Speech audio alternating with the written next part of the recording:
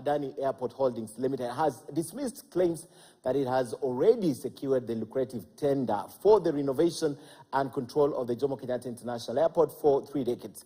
In documents submitted to the courts, Adani says it does not have any agreement with the government of Kenya yet, although it has so far spent about 7 million shillings for the facilitation fund as required by law from their proposal.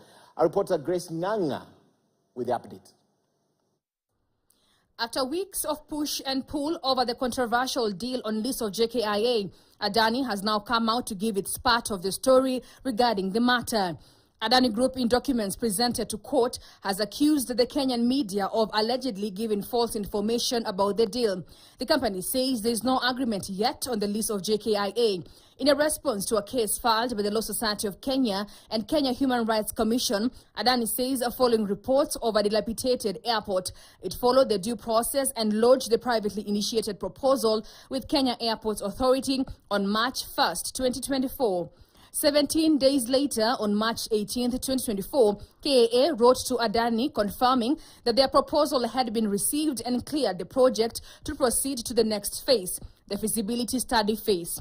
Adani said 10 days later, it had already submitted the feasibility study report detailing the environmental, social impact of the project and how Kenyans will get value for their money if they took charge of the airport. Adani said in compliance, they handed over all the requirements, including incorporation and corporate documents, tax compliance, and finance compliance, and now the matter is with KIA to engage in negotiations for the next phase and dismiss claims that it had leased JKIA for 30 years. The Indian firm claims it learned about the sorry state of JKIA through media reports and got interested since it is involved in the business of improving airport standards in developing countries. The firm said, and I quote, "According to the articles, there have been several attempts by the government of Kenya to refurbish JKIA by engaging various local contractors who are unable to improve the infrastructure and status of JKIA," end of quote. The company further said it got interested following demonstrations by workers from various departments of JKIA lamenting over poor working conditions.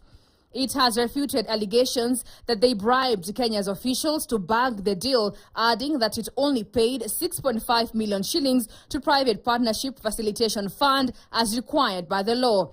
Adani says part of the deal was to establish a new passenger terminal build and refurbish the existing passenger terminal buildings to increase the passenger capacity, provide state-of-the-art amenities and facilities within the proposed new terminal and also the existing terminals.